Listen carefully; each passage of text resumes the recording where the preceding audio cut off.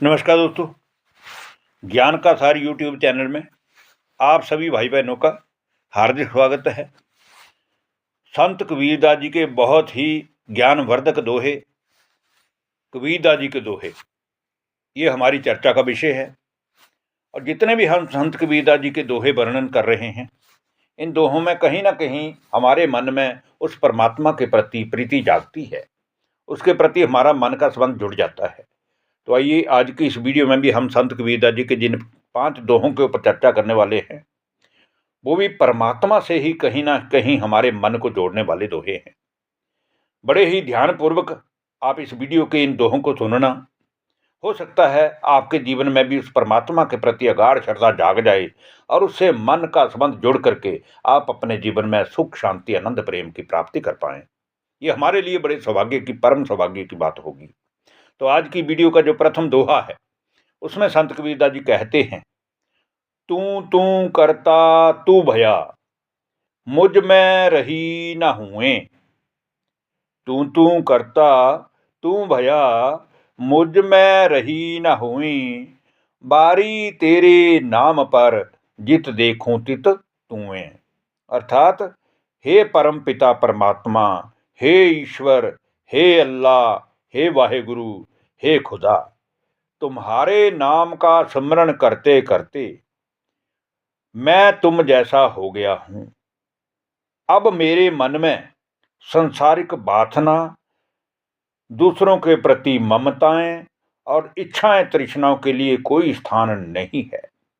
मैं तेरे अविनाशी नाम के ऊपर, ज्ञान के ऊपर न्यौछावर हो गया हूं। मेरी दृष्टि, मेरी नज़र जिधर भी घूमती है, मैं जिधर भी देखता हूं, जो भी मेरे मन के विचार हैं, मुझे केवल एक तू ही दिखाई देता है। चारों तरफ मुझे तेरा ही स्वरूप दिखाई देता है, क्योंकि मैं तेरे ही रंग में पूरी तरह से रंग गया हूं। अब आज की वीडियो का दूसरा दोहा, जिसमें संत कबीरदास जी कह रहे हैं, प्रीति ताही सो कीजिए जो आप समाना होए। प्रीति ताही सो कीजिए जो आप समाना होए। कबहूक जो अब गुण पड़े, गुण ही लहै समोए। अर्थात हमें प्रीति उसी से करना चाहिए, प्यार उसी से करना चाहिए, प्रेम उसी से करना चाहिए, संबंध उसी से जोड़ना चाहिए जो अपने समान आचार विचार वाला, शुद्ध हृदय वाला हो, आत्मविश्वासी हो, गंभीर हो, सरल चित्त हो।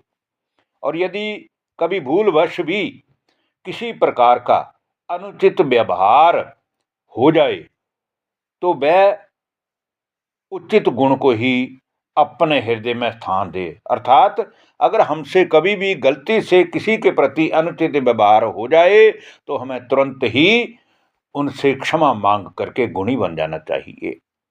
अब आज की वीडियो का तीसरा दोहा, जिसमें संत कबीरदास जी कह रहे हैं, जो है जाका भावता जब तक मिली हैं आए। जो है जाका भावता जब तक मिली हैं आए। तन मन ताको सौंपिए जो कबहू न छाड़ी जाए।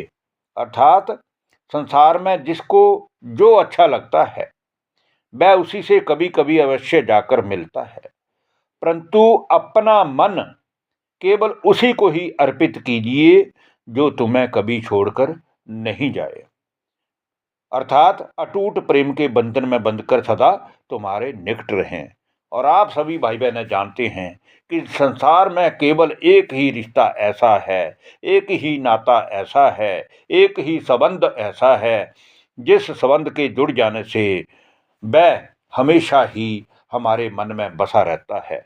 और वह संबंध है आत्मा का परमात्मा के साथ, वह संबंध है बच्चों का बाप के साथ, वह संबंध है भक्त का भगवान के साथ। तो क्यों नहीं हमें उस भगवान को अपने मन में हमेशा के लिए बसाकर रखना चाहिए। अब आज की वीडियो का चौथा दोहा, जिसमें संत कबीरदास जी कह रहे हैं, राम नाम सुमिरन करे सतगुरु पद निज ध्यान। राम नाम सुमिरन करे सतगुरु पद निज ध्यान। आत्म पूजा जीव दया लहै सुमुक्ति अमान। अर्थात जो प्राणी, जो मनुष्य तन मन को समर्पित करके उस परमात्मा का ही ध्यान करता है, उसी को ही अपने मन में बसा लेता है, वह उस हरि नाम को अमृत मान, अमृत ज्ञान द्वारा भजन करता है, उसके मन में हमेशा ही परमात्मा की याद बसी रहती है।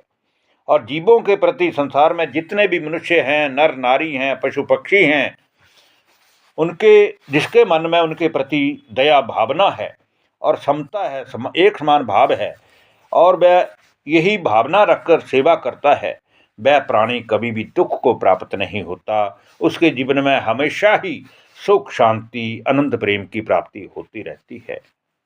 अब आज की वीडियो का अंतिम दोहा, 5वां दोहा, जिसमें संत कबीरदास जी कह रहे हैं, लागी लागी क्या करे लागत रही लगार।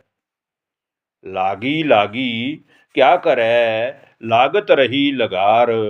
लागी तब ही जानिए निकसी जाए दुसार। अर्थात संसार में मनुष्य को कदम कदम पर चोट लगती है।